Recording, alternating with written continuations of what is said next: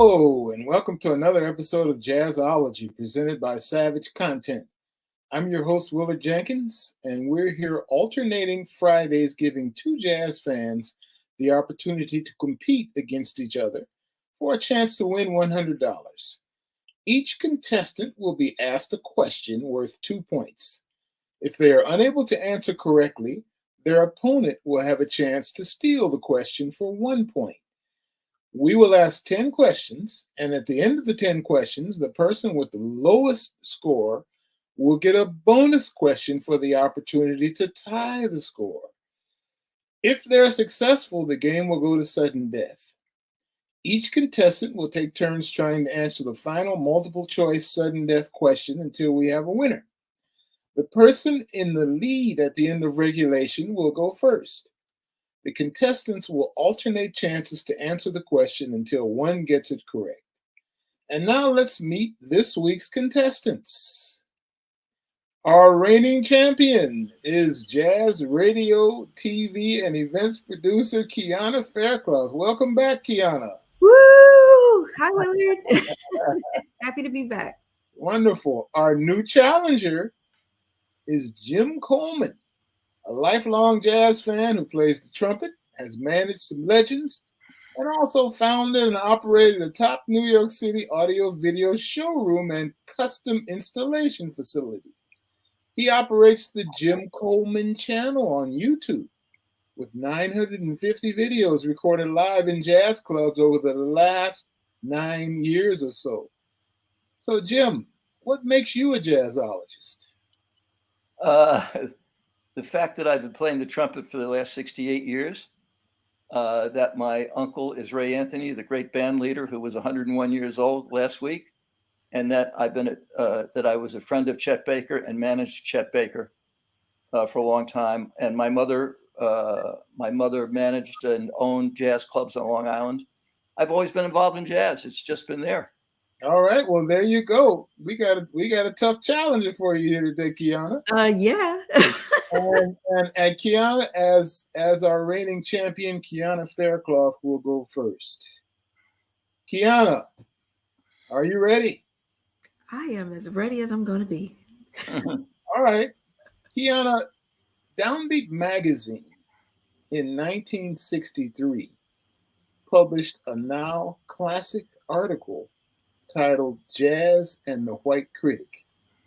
Who wrote that article?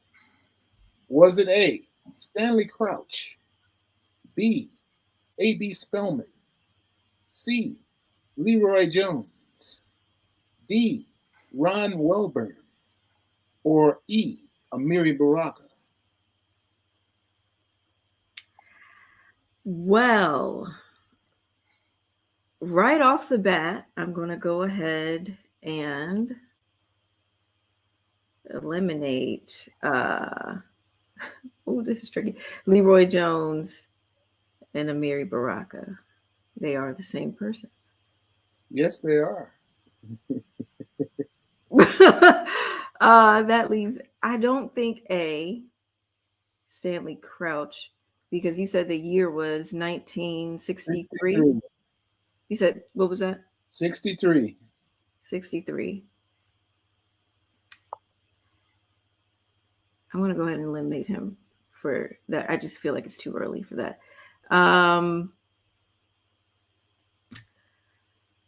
So it's between A.B. Spellman for me, B, and D, Ron Welburn.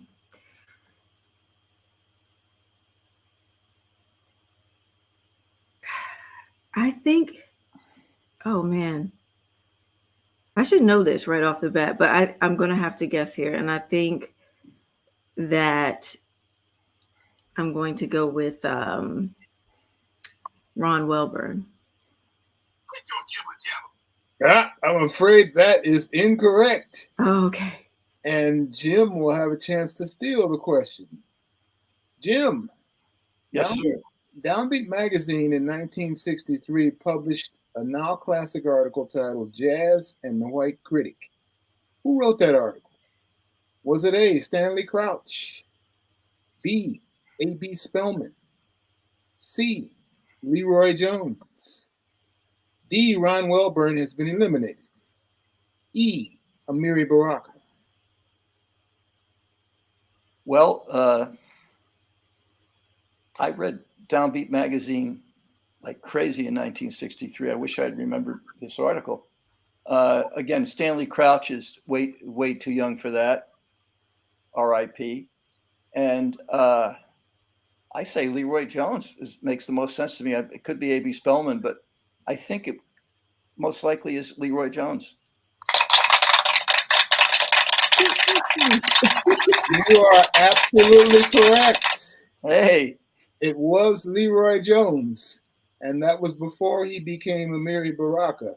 Oh. So it was indeed Leroy Jones who wrote that piece. All right, Jim, you're up next. Yes, sir.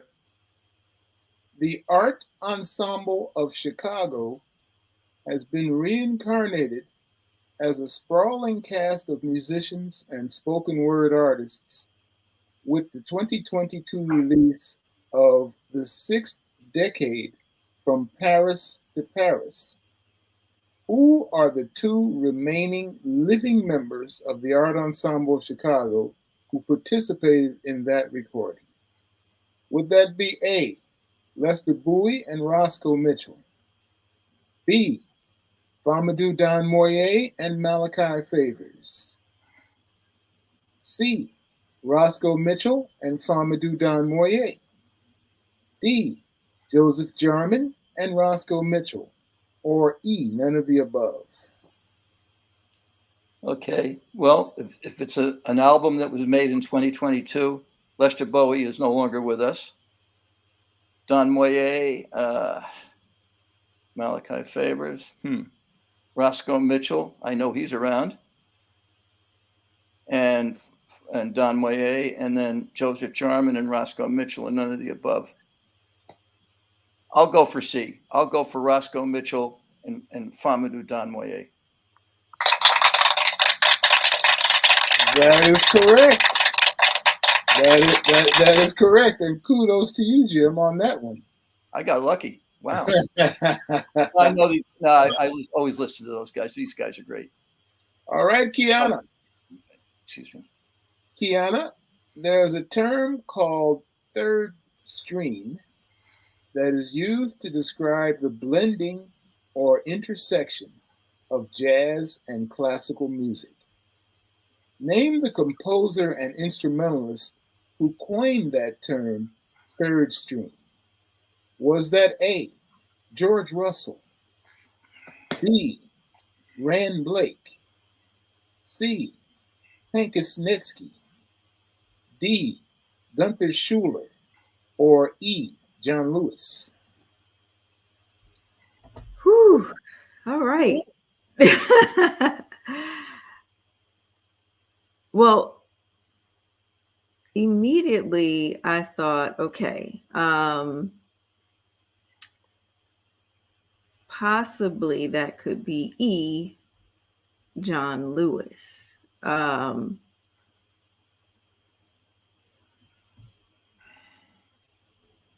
Although I am sort of leaning towards A, George Russell in this case. Oh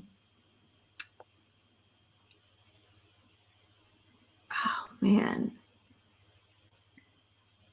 I think I'm going to take a chance here and go with, because I'm not exactly sure, but I think I'm going to go with E, John Lewis. I'm afraid that's incorrect. And Jim Coleman will have an opportunity to steal the question. Well, Jim, there's a term called third stream. Yep. That is used to describe the blending or intersection of jazz and classical music. Name the composer and instrumentalist who coined the term third stream. Would that be A, George Russell, B, Rand Blake, C, Hank Snitsky, D, Gunther Schuller, or E, John Lewis? Interesting question. I've never heard of Hank Snitsky. Damn. But any of these guys, George Lewis, Rand Blake, Gunther Schuller, they all could have come up with that term. I'm going to say Gunther Schuller.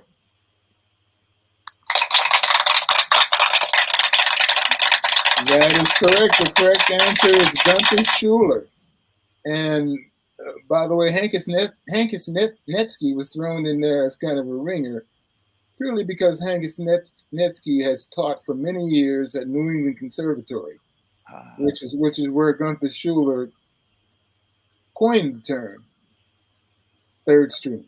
And you're exactly correct. It was Gunther Schuller who coined that term. So, Jim, you're up next. The autobiography of Billie Holiday, Lady Sings the Blues, was an as told to autobiography collaboration with which of the following writers? Would that be A, Leonard Feather, B, John Zwed, C, Martin Williams, D, William Duffy, D, David Ritz, or E, Robert O'Meally? Interesting. A club my mother managed, the Cork and Bib in Westbury, was the last place that Billie Holiday worked because she didn't have a cabaret card and couldn't work in Manhattan. So she was at the Cork and Bib until she died in 1959. And I was so fortunate that I had a chance to hear her so much. And I live on West 87th Street, and her apartment was right across the street from where I live. She lived at 22 West 87th Street, and I live at 61 West 87th Street. Uh-oh. So let's go to the, okay. I don't know John Sveda. Martin Williams, of course, is a great writer. William Duffy was Gloria Swanson's husband or boyfriend. He wrote the book about sugar. David Ritz, Robert O'Meally. I have to go with Leonard Feather. Leonard Feather? Yeah. That is incorrect. Keanna with a chance to steal that question. And we have a multitude of answers to this question, but let's repeat the question. The autobiography of Billie Holiday, Lady Sings the Blues, which as many know was made into a motion picture, was an as told to autobiography collaboration with which of the following writers? And A, Leonard Feather. And Jim, you had something there because Leonard was a friend of Billie Holiday's. Yes. Leonard Feather has been eliminated. B, John Swed. C, Martin Williams. D, William Duffy. E, David Ritz. Or we got an F in there, Robert O'Meally. Oh, there are two C's. You're right. That should be F. Yeah. See, I too, Jim, was going to go with Leonard Feather on that one. And I also am not familiar with John Zwed. I hope I'm saying that correctly. Yes, you did. So with that being said, I think I'm going to take a shot here and go with, oh man, I'm going between Robert O'Meally and David Ritz. I could be totally off there. Let's go with, I guess it should be F, but it says E, Robert O'Meally. Okay. That too is incorrect. The writer who worked with Billie Holiday on her as told to autobiography, Lady Sings the Blues, was William Duffy. That's right. William Duffy. And in fact, John Zwed and Robert O'Meally both wrote books on Billie Holiday. But Lady Sings the Blues was co-written with William Duffy. Keanna, you're up next. Keanna, saxophonist and composer Jacques Schwartz Bart is a native of which of the following Caribbean islands? A, Martinique. B, St. Bart's. C, Guadeloupe. D, St. Martin. Or E, Barbados.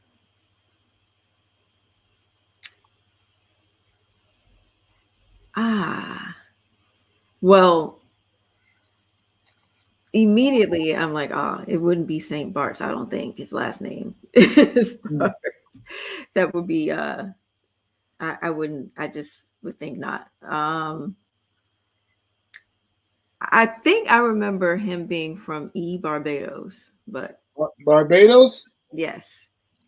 That is incorrect. Jim Coleman. Well, I've had saxophone. Let me repeat the question. Sure, sorry. Saxophonist and composer Jacques Schwartz Bart is a native of which of the following Caribbean islands? A. Martinique. B. St. Bart's. C. Guadeloupe. D. St. Martin. And E. Barbados has been eliminated. Okay. I've been involved in the jazz world in the Caribbean for many years.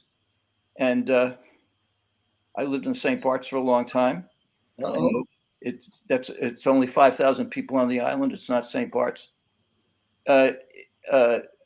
Probably not St. Martin. And the big saxophone star in Barbados is my man Arturo Tappan. Yeah. So it would either be Martinique or Guadeloupe, and I will have to say Martinique. You had it, Jim. You had it. Guadeloupe. Jacques Schwartz Bart is from Guadeloupe. Yep, it was one or the other.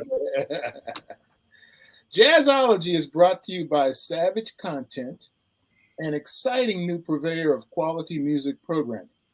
From podcasts to live performances and interviews, Savage Content offers an eclectic mix of curated entertainment programming for all music lovers. Be sure to follow Savage Content on social media to hear about our latest releases, and check out the store on savagecontent.com to get your official Jazzology merchandise. Yes, we have merch. Now it's time to ask our contestants our favorite question. Savage Content has hosted 2 video essay contests asking contestants how they fell in love with jazz. So for each episode of Jazzology, we like to pose that question to our contestants. Jim, how did you fall in love with jazz? It was basically, I was born into it. All I remember is listening to jazz when I was a baby, and my father loved jazz.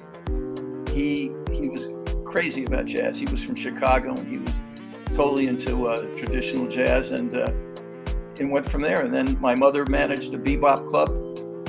When I was 15, she let me hang out at the Cork and Bib. And then I've been playing the trumpet since I'm 12 years old. So there you go. So there you go. It's in the blood. Something like that. Absolutely. Osmosis. Keanna, we asked you this question. You've answered this question before, so let's pose it in a different way. What keeps you interested and excited in jazz? I think it's the constant evolution of the music. It's so exciting to just kind of watch where it's going and how the sound is just really turning over with each and every year, with each generation of artists that come out. It seems like they all have something new to offer and a new way of expanding the sound and even the genre, calling it jazz, all of that. I just love the way it's being challenged by each generation of musicians that approach it. Well, thank you for that. And next up is Jim. Jim, the now defunct New York City Jazz Club, known by their logo as being located, and I quote, in the Far East, was which of the following? Was that A, Slugs, B, the 5-spot, C, the half note, D, Studio Rivby, or E, the Ladies' Fort?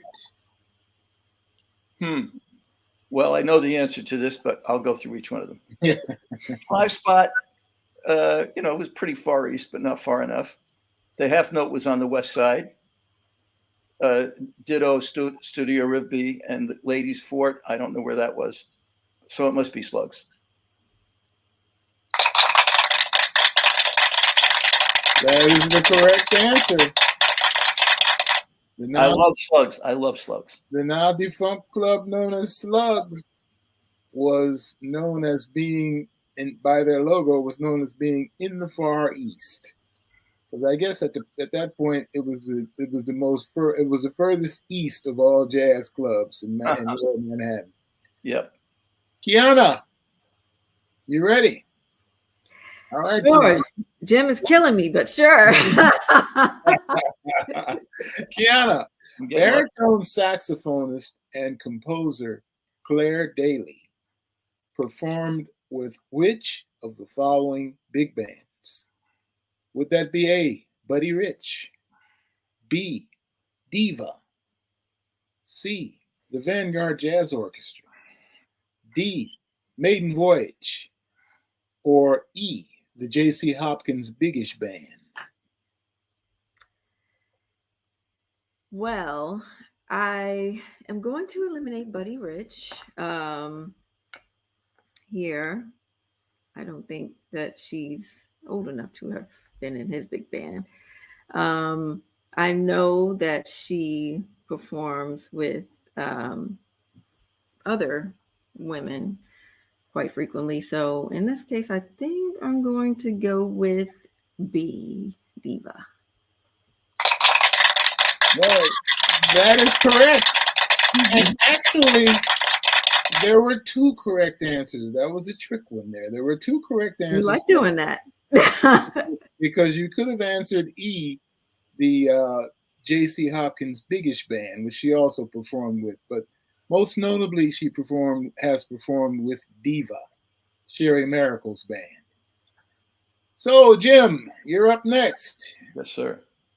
Guitarist Ed Cherry, who has a new record out titled Are We There Yet?, performed for years with which of the following jazz masters? Was that A, Dizzy Gillespie, B, Max Roach, C, Sonny Rollins, D, Jimmy Heath, or E, Milt Jackson? Okay. Yeah, a bunch of masters here, and Ed Cherry's still playing his ass off. There's no doubt about that. And he was with Dizzy Gillespie. That is correct.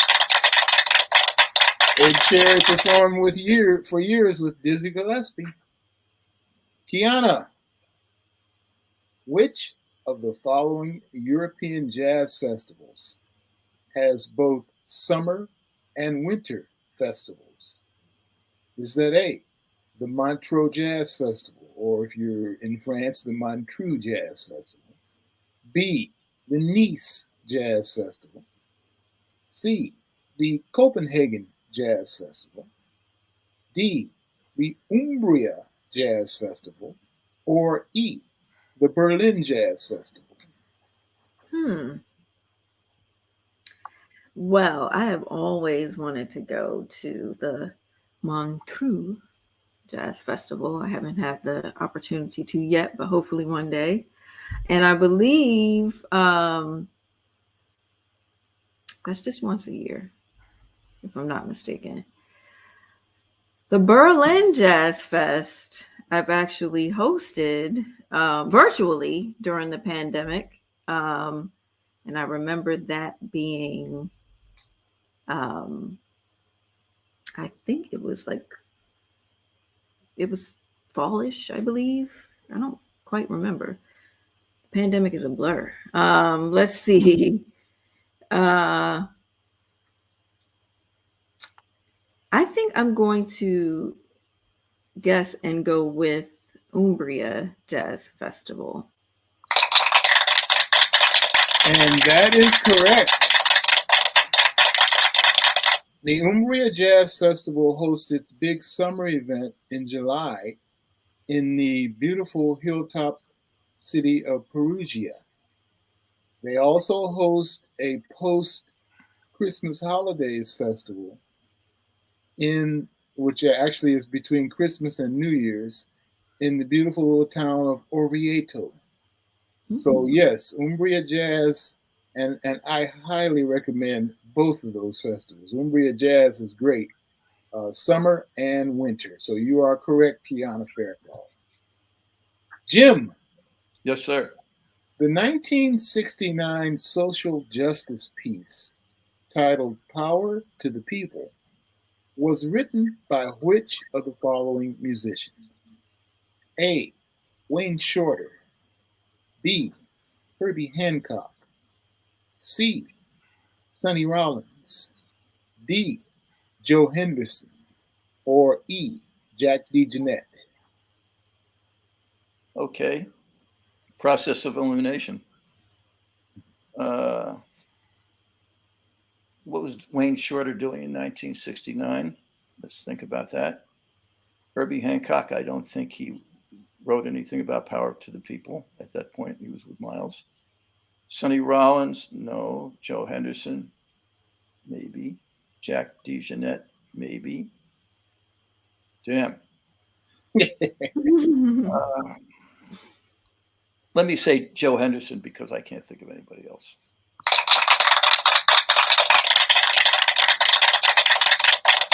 That is correct.